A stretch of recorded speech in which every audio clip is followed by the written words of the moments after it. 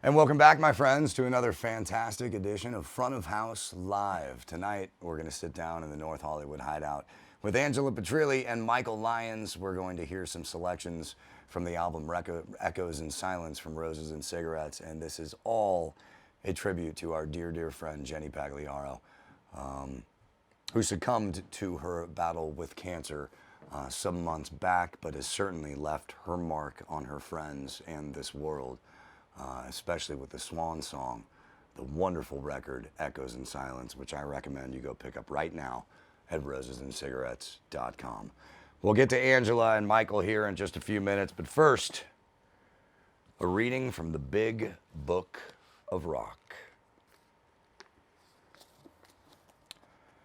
It must have seemed like an A&R man's dream when Heart were discovered.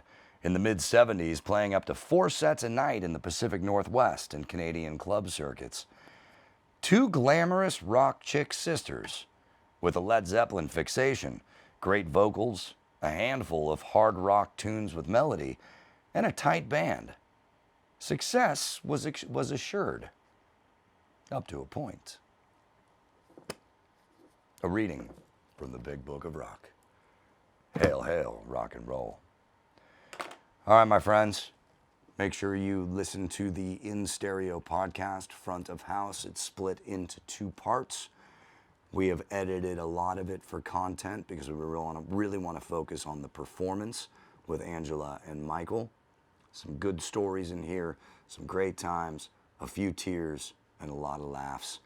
Buckle up. It's Front of House Live. Let's go to the North Hollywood Hideout with Angela Petrilli and Michael Lyons. Good evening and welcome back to another fantastic in-stereo edition of Front of House, the stereo music podcast that's blowing your damn doors off, my friends. My name is Mike Dawson. Our guest today at the North Hollywood Hideout from the band Roses and Cigarettes, Angela Petrilli on guitar, producer Michael Lyons on the bass. Take it away, guys. Welcome.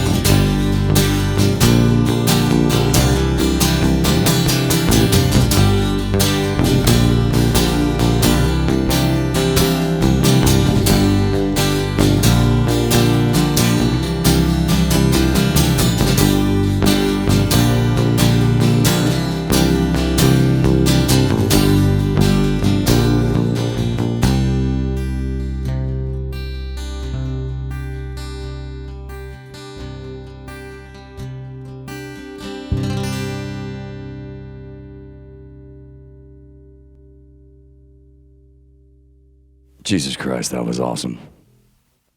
The song is called Echoes in Silence, the instrumental version, and the title track from the latest record from Roses and Cigarettes. Angela Petrilli, Michael Lyons, welcome to the North Hollywood Hideout. Happy to have you here. Thanks for having us. Happy to be here. We should just kind of get right out in front of this and just let everybody who's listening know that there's going to be no singer tonight.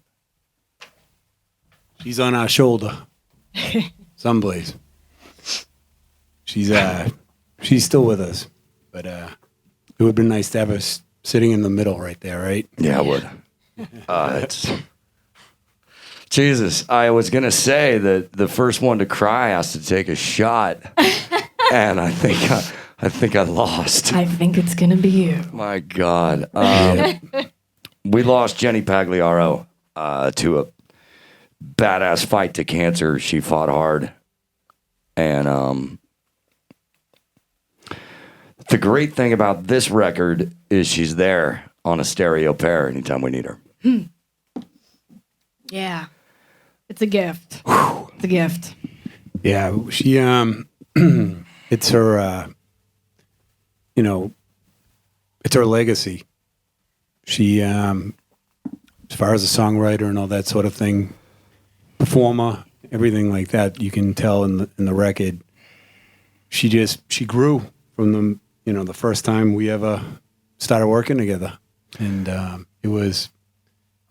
proud of the result of what she accomplished through the record. Mm-hmm. I wish she could be here a little longer to experience the of course performing and all that sort of thing. But it certainly is a swan song, and I guess you could say, I mean, I've almost burned a hole in this copy. That's why we made it. And I can tell you that all of you played phenomenally on this record. It's really a masterpiece. Jenny certainly left it all at the studio. She left her soul on that record. Yeah, there were days where if she was so sick, she'd be literally 2 takes and lay on her back, and I'd look over my shoulder and I'd be like, "You want to do another one?" She'd crawl back up and lean against the thing. It was like a battle, but she gave it every minute she could, and even times when you're doing takes and it's like you're just not getting what you need, she just try to keep going, and then you'd have to be like, all right, let's come back another day and we'll get this thing next time. When you feel it. It's hard when she was that sick, literally. Well, as far as getting all of the right pieces together for an incredible performance on the record, I'm not sure how many, takes maybe you had to split up. I don't know how much, if there was the comping of vocals. For those of you who don't know, comping of vocals is where you sang this part really good in take 2, but we're going to use most of take 1. We're going to take 2 here. And just in this one part, you hit this note really well in take 5, but we're only going to use half of it. So that's comping vocals. You just piece a puzzle together. It doesn't sound to me like anything's comped here. Am I correct? No, it's all comped. There you go. So I'm going to edit that. I'm going to edit that and say, sorry. No, it's okay. I'm just kidding. No, I often look stupid on my own show. No, so you did a great job. Well, thanks. But it comes down to just putting in a microphone and getting that performance. Right. So that's 75% of the work. The easy work is getting behind Pro Tools and going, okay, like you said, she just hit this note that's outstanding, and I wish it was in that second take or whatever it was. But some songs, you record, and I would take almost a whole track, and I couldn't tell you right now without looking at the tracking how I did it. But I can tell you this love song probably took us like 3 days, and we sang it hundreds of different ways. With a cricket in the room, yes. too. Oh, really? Oh, yeah. So that was always helpful. Bane of studio existence. And Jenny, she refused to have us kill it. I was like, we need to get rid of the cricket So because you're getting a good take. And, that And thing's she's singing, and it's beautiful. And then you hear, "Eek, eek, eek, eek." You could actually see it on the actual, the sound wave in Pro Tools. You can see You it. can see that. Yeah, the little. And if I blew it up, you saw the Transient. kick the whole way. It was Oh man. So did you? Of course, when you isolate the vocals, you can hear a cricket behind it if it was there. There's a chance. There's a buried cricket. There's an Easter egg on this record. There's the Buddy Holly cricket, I call it. Nice. But sometimes he's in there. Other times she's hitting, because she sang loud. She was a loud singer. Mm-hmm. So she's hitting so loud that even if he was dancing away in back of her, it wasn't coming through. It was just in the quiet parts. Or if she would take a breath, because I like to keep a lot of the breath kind of that, organic type of thing happening. Breathing is singing. Breathing is a part of singing. So Right. yes. Yeah.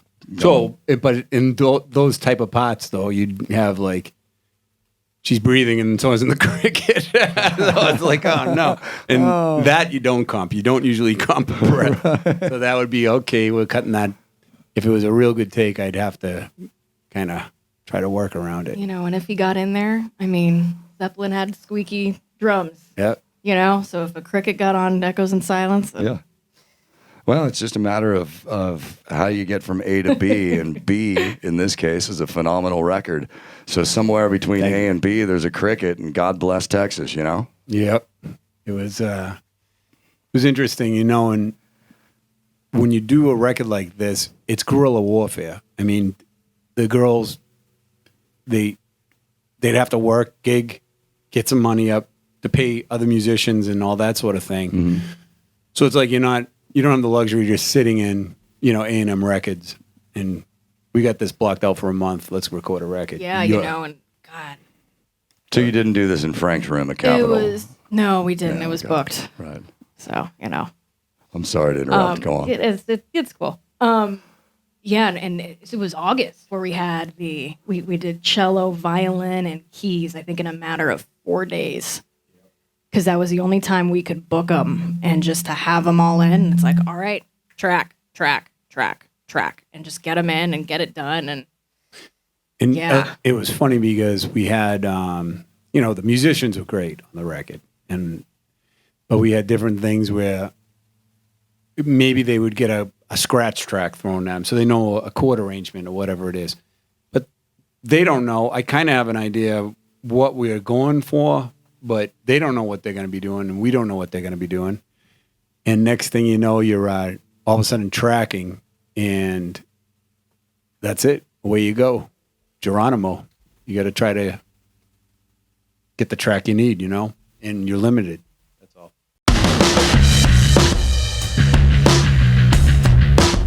Our tribute to Jenny Pagliaro will continue in just a few minutes. Angela Petrilli and Michael Lyons sitting down with me here in the North Hollywood Hideout. And this is Front of House Live. If you're watching on YouTube and you have any questions for us, please just type in your question and we'll do our best to answer it as best we can. Share the podcast with a friend, and please subscribe if you follow us on Twitter at FOHPod. You'll find the subscription bar to the podcast.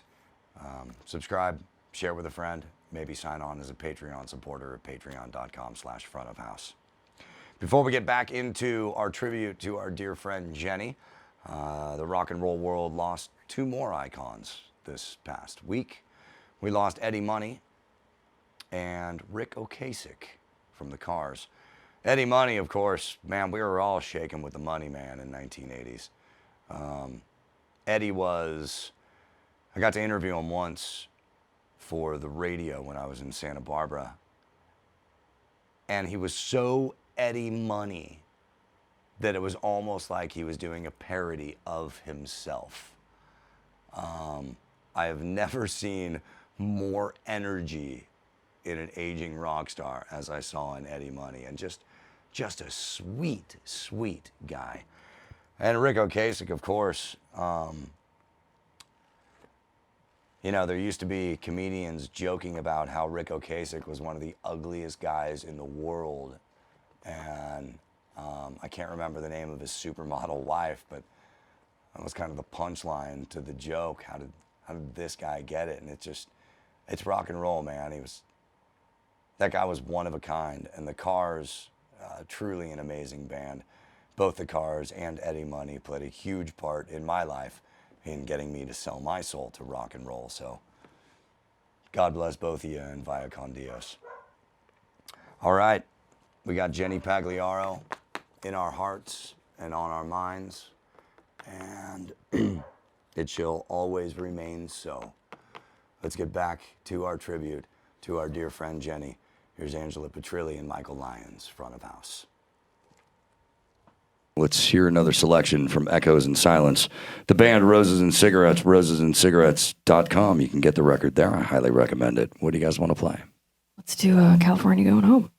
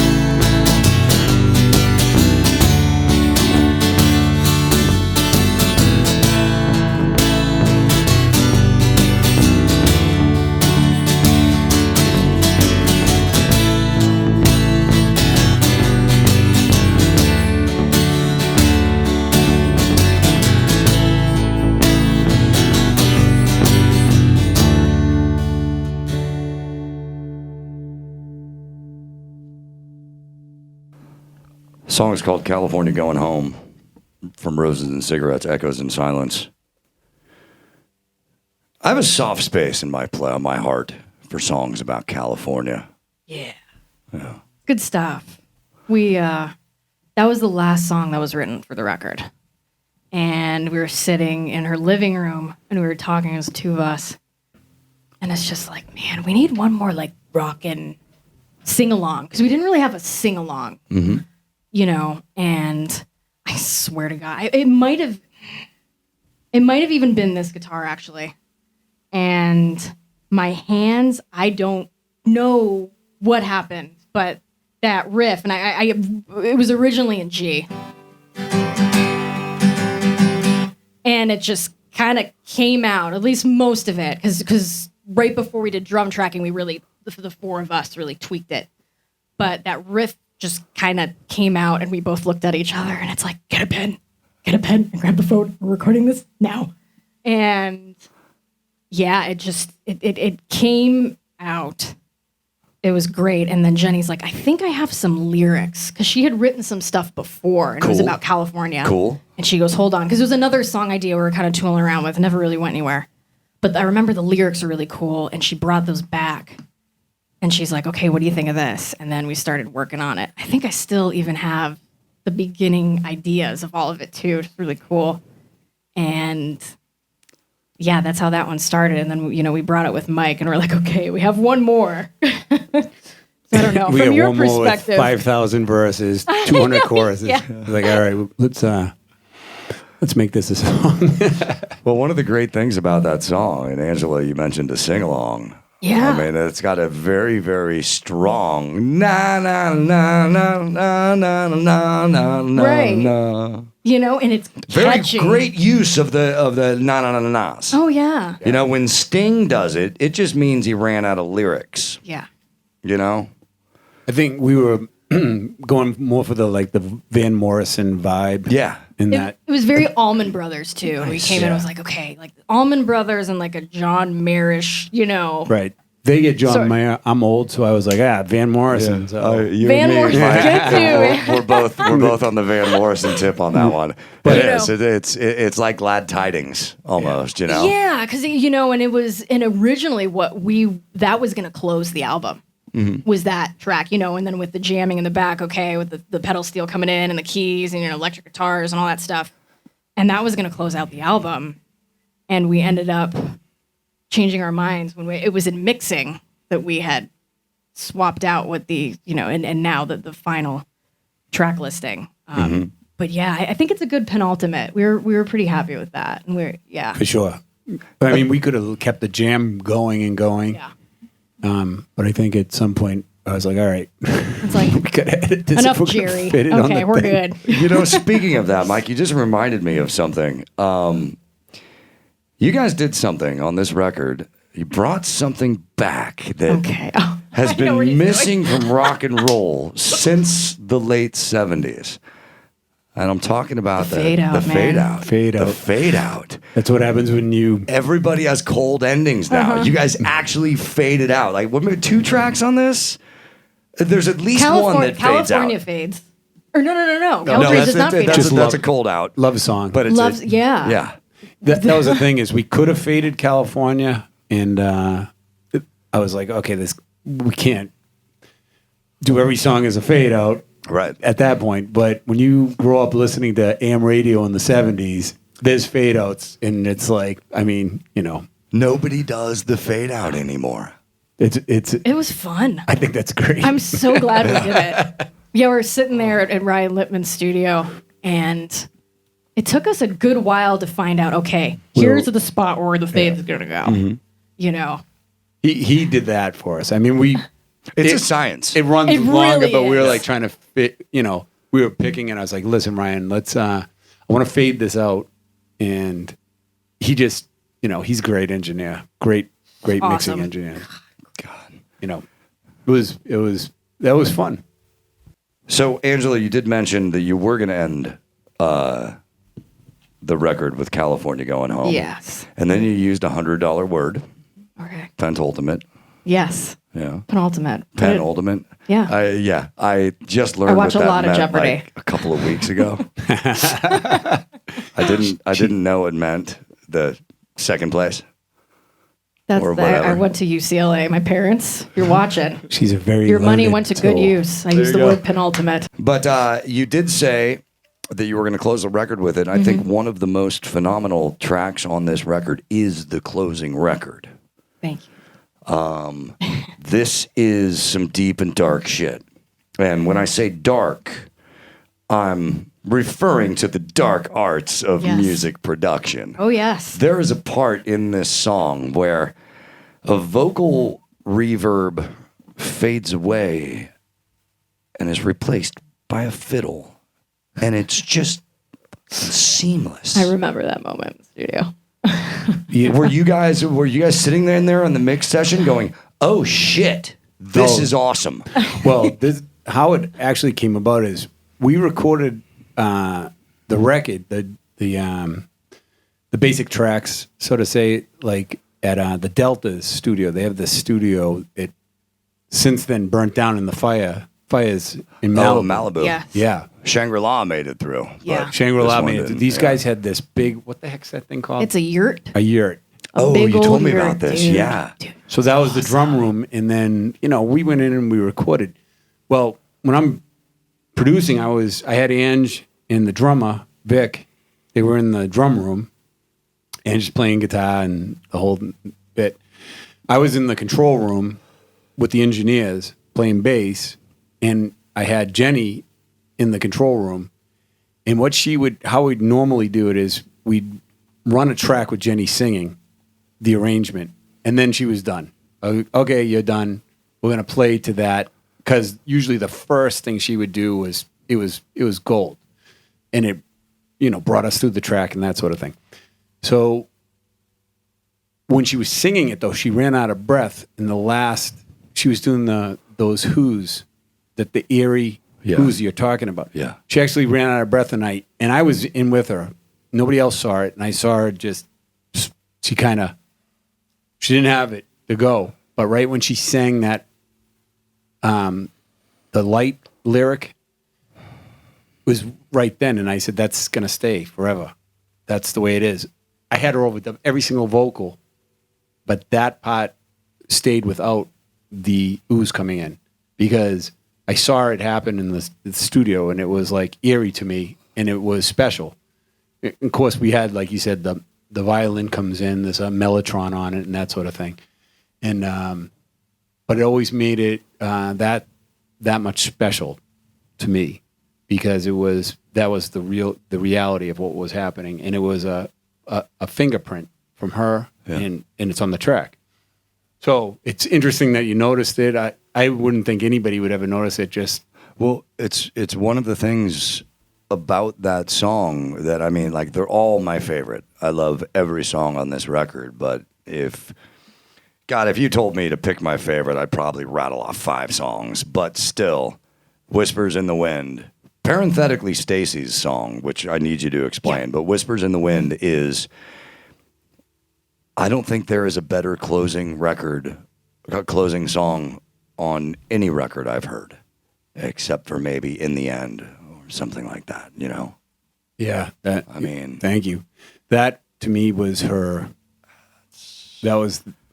I thought that was the best piece of work that we had done, all of us together, and I'll tell you, I'm proud of that one for sure. Think you can play it? I would love to hear it. Yeah, we can do that. Let's do it. We can do that.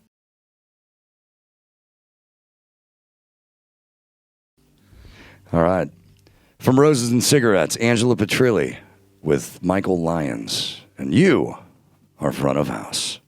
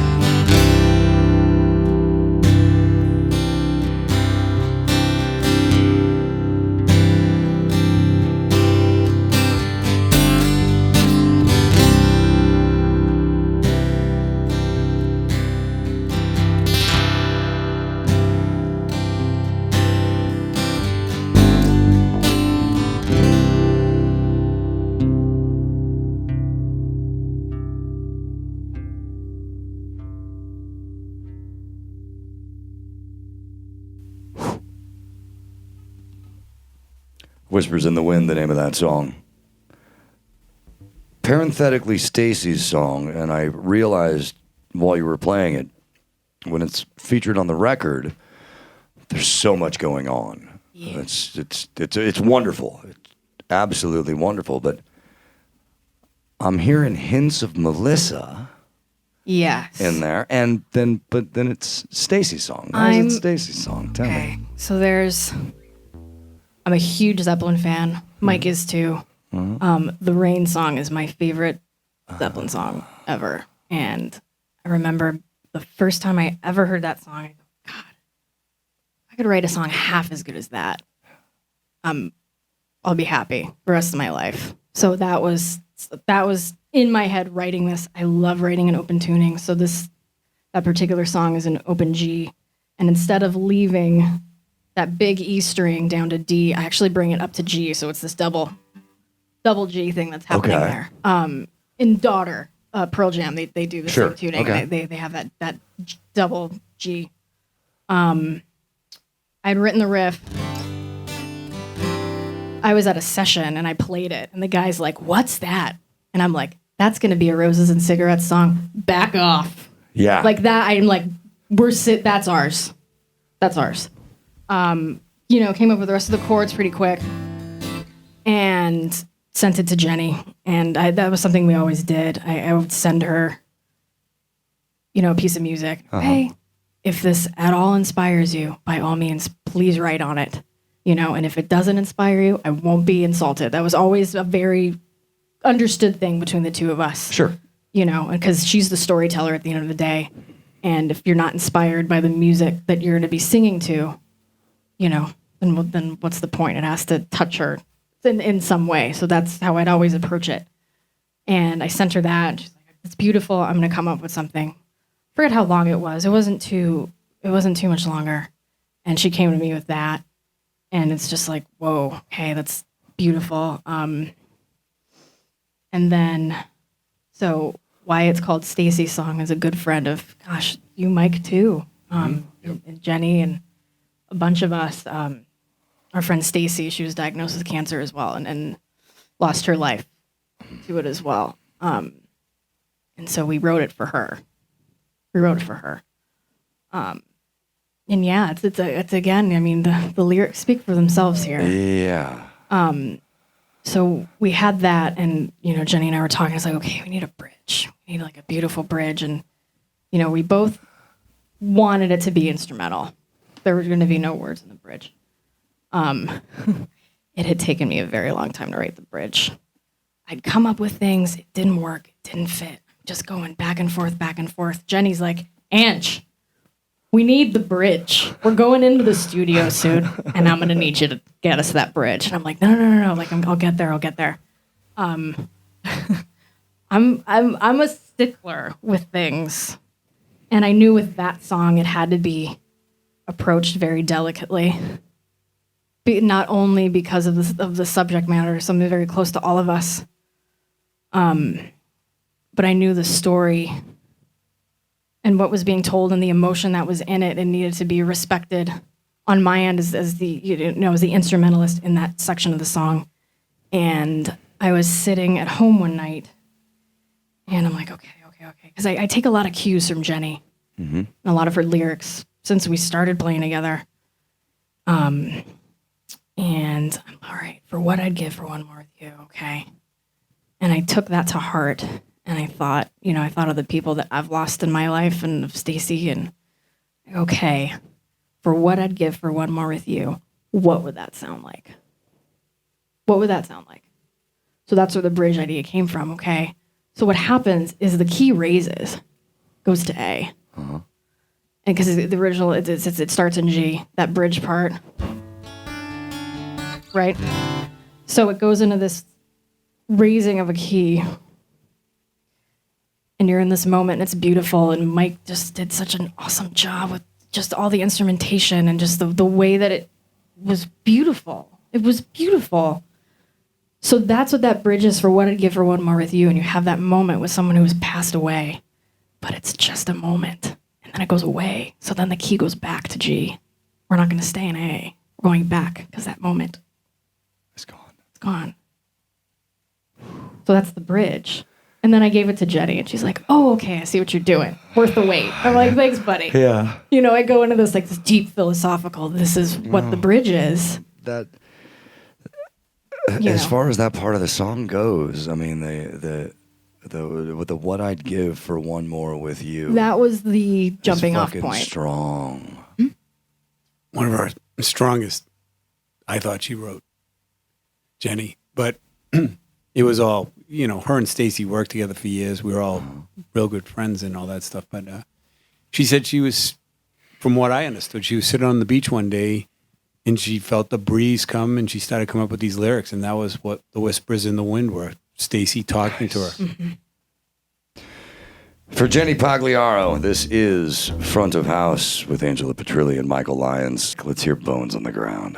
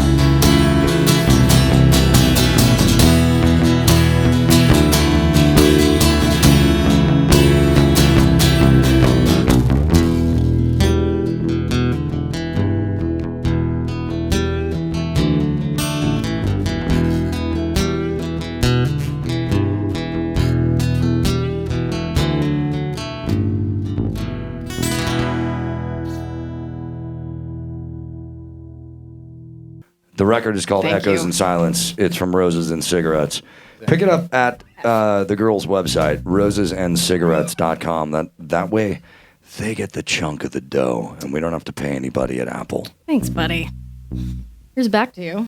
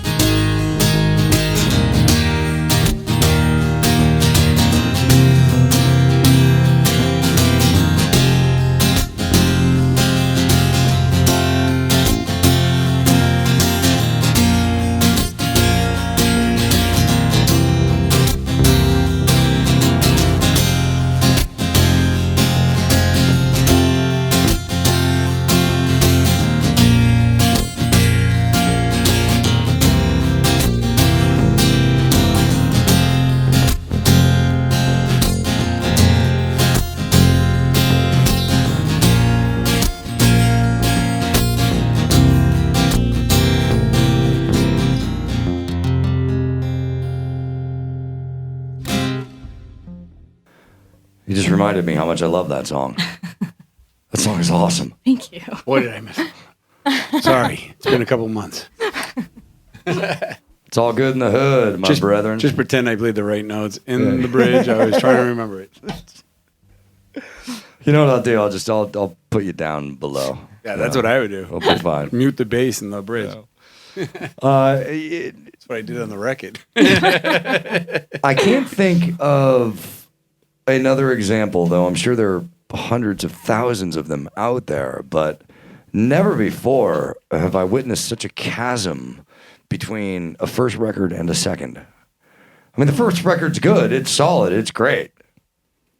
But this second record is like, oh shit, what have you guys been doing? Have you I mean, I joked with you when you asked me what I thought about it, and I said, you guys are wielding in some fucking dark arts. What did you do? And you said, oh, Dawson, we're witches. and I'm like, yeah, that no, of course, sounds like obviously. something I'd say. We were writing from a different place. Yeah. Because life handed us something, Yeah. and it's like, okay, we're on this earth right now, so let's make a really awesome fucking record. And that's it. And that's what you did. And that's it. Let's write some songs, and let's just do the damn thing. I think the first record, Jenny and I pretty much had that first record written 2/3 of it before Ange and her Yep. even met. Mhm. So the thing is they weren't a band yet. They were becoming a band. There's a couple, 2 or 3 tracks on this first record where you saw that it was morphing into this, to their band. And, I was producing. I wasn't trying to be in a band. They were the band. And it was funny because when we were mixing it, Jenny said to Ryan, the guy that's mixing, he goes, I want to make sure Ange's vocals are prominent, blah, blah, blah. And I'm like, Jenny, it's there. I go, you guys have become what this is. You don't have to worry about turning up a guitar part or doing this or that. I was like, you can just see it. It organically has morphed into your band. All I'm doing is sticking a microphone in front of it and maybe, hopefully, giving you some advice, to make it sound the best it can be. I don't know how I would think about it, but so to me, that's the difference in the records. The records were a learning. The first record was a learning process. Absolutely. Jenny was learning how to write a song. She had, when I first had met her, she had never been in a studio, and I don't know if she'd ever been in I shouldn't say that. She'd never been in like a studio setting where she's singing her own songs. She wrote the lyrics, blah, blah, that sort of thing.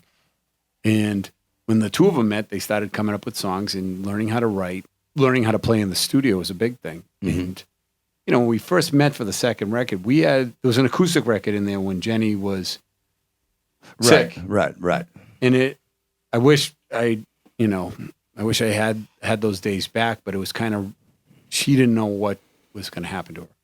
And we kind of rushed it out. We just put it out there as a record, she was thinking as a testament. I go, this new record that you're going to put out, it's a testament. And I go, and we did things different.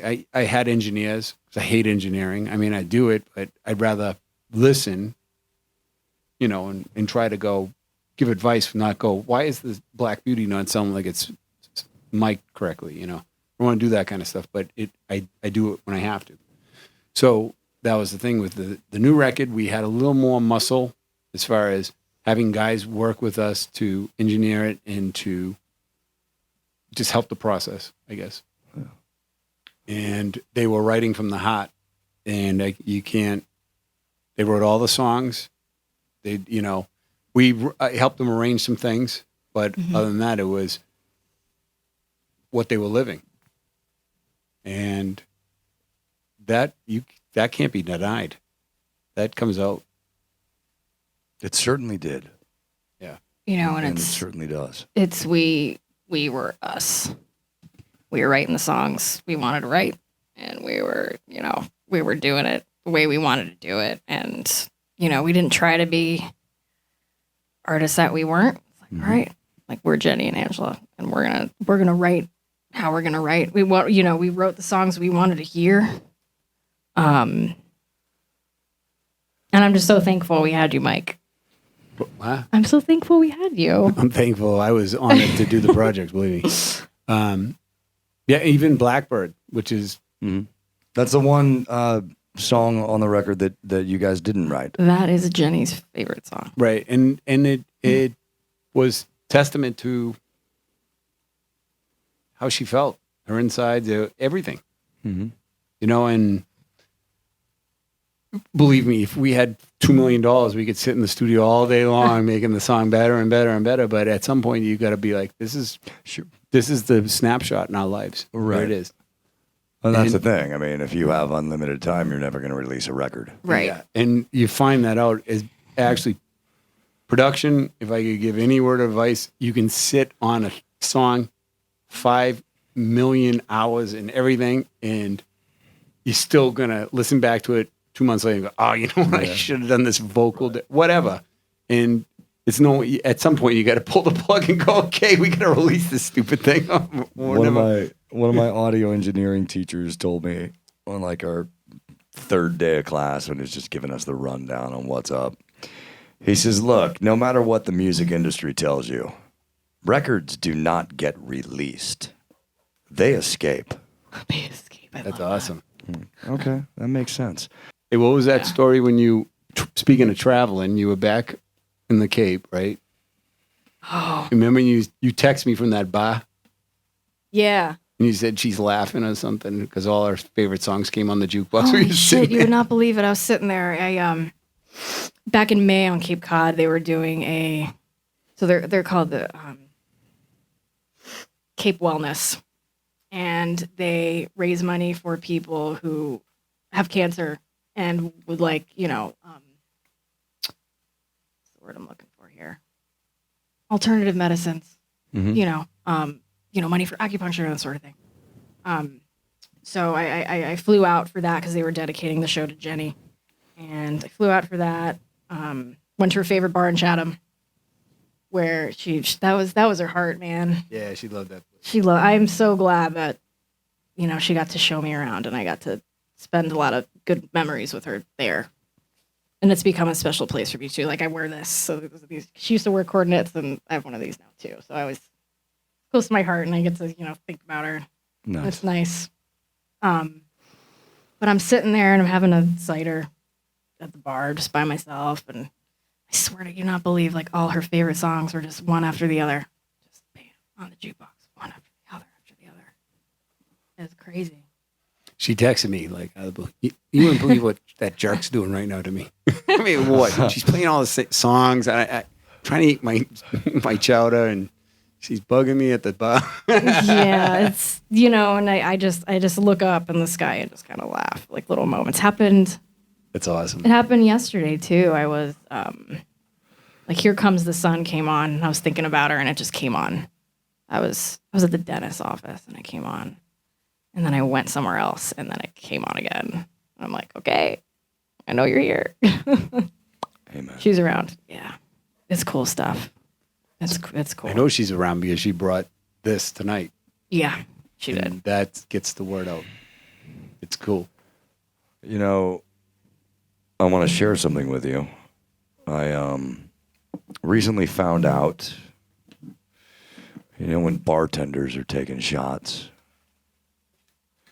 and every time before they take their shot, they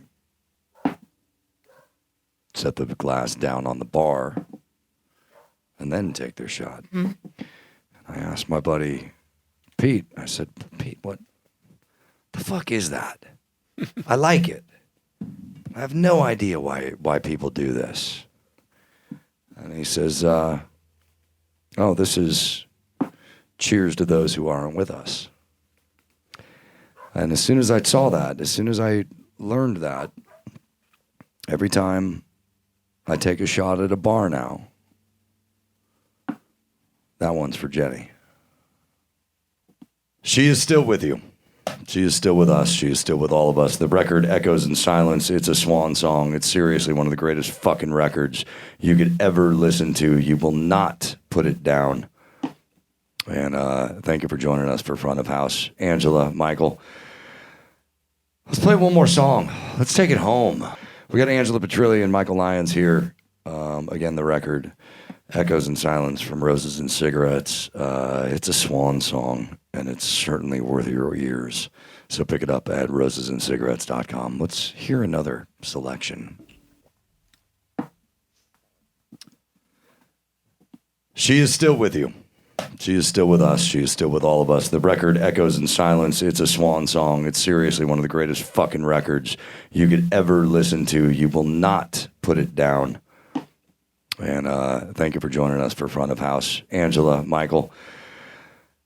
Let's play one more song. Let's take it home.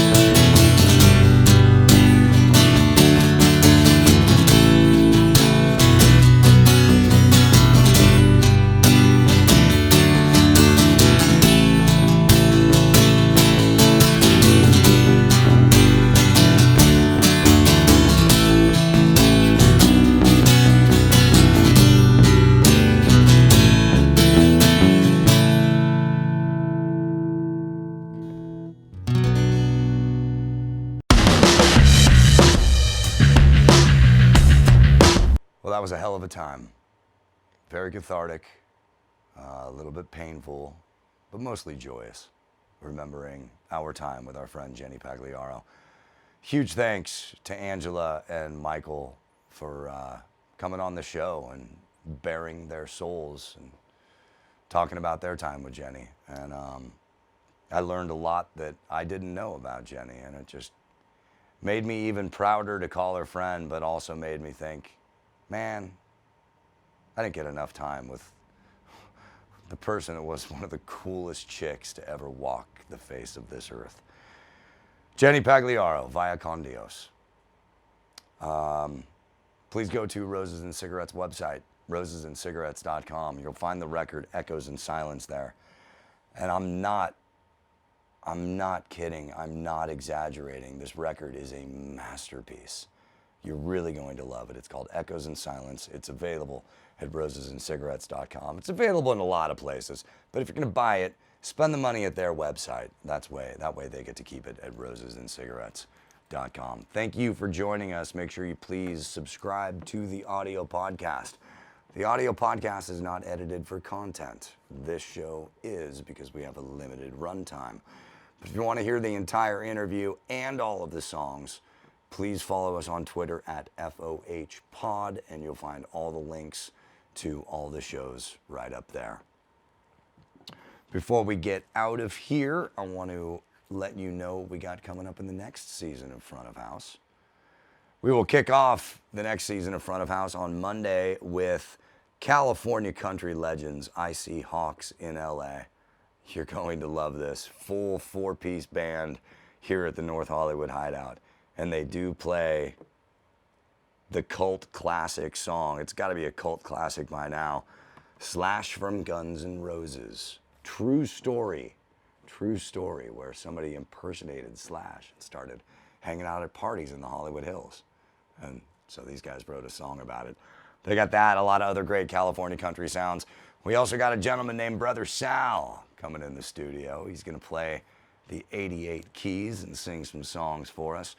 And Allie McGurk is going to be joining us, a Boston native singer-songwriter who's doing a little out here at the Hotel Cafe and some other gigs in the Los Angeles area. So we're really stoked to have Allie on the show. Much, much, much more to come every single Monday in stereo.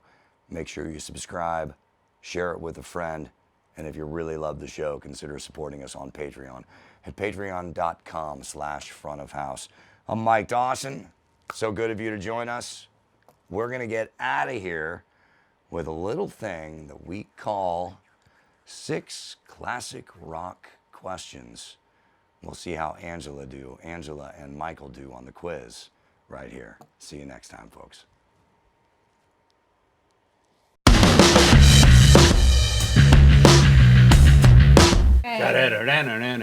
These are 6 classic rock trivia questions. You picked the card. I did. We're going to see out of 6 how many you get. In the category of songs, music, and inspiration, here's your question. Okay. Which record was not released in 1976? Left Overture by Kansas, Physical Graffiti by Led Zeppelin, or Station to Station by David Bowie?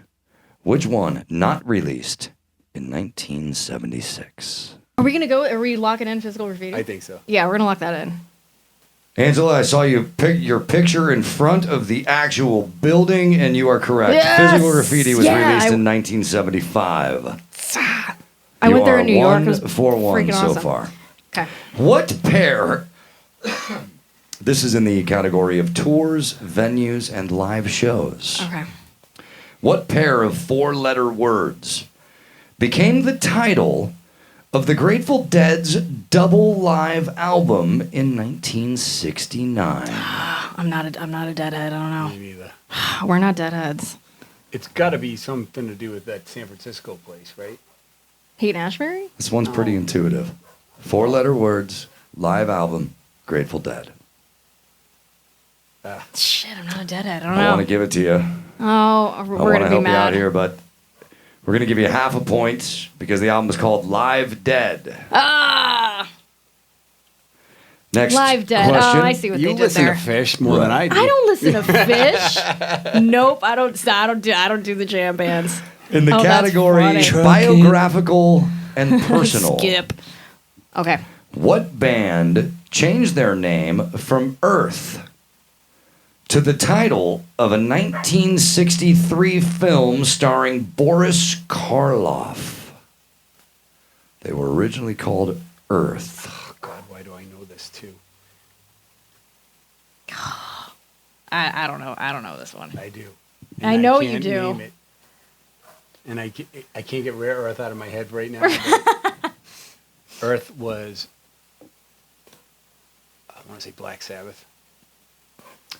Black Sabbath is the correct answer. Oh! Our next category is album covers, art, and videos. Okay.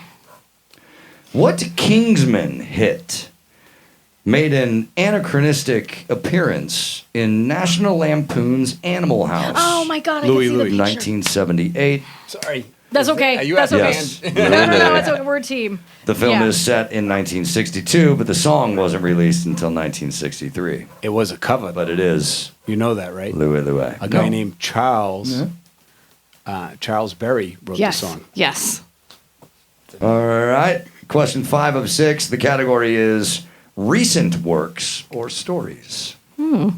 Whose son, Jason, played drums for Led Zeppelin at 2007's Ahmet Ertegun tribute concert, the band's first live performance since 1980? Whose son is it? Mr. John Bottom. And our final question. This is the category is wild. Anything goes. Okay. What band did longtime Deep Purple keyboardist John Lord play piano for on the hit "You Really Got Me" in 1964? The Kinks, yeah. Yeah, I guess so. Or it's either that or, yeah. Yeah, it's Kinks, right? Ding, ding, ding, ding, ding. It is the Kinks. You know who plays bass on it? Who? Jimmy Page. No. really? Yep. Wow. Jimmy Page plays bass on it, and John Paul Jones, I believe, I thought he played some keyboards on it too. How cool. But Jimmy Page, if you listen to You Really Got Me, you hear the bass feeding back. Jimmy Page. Well,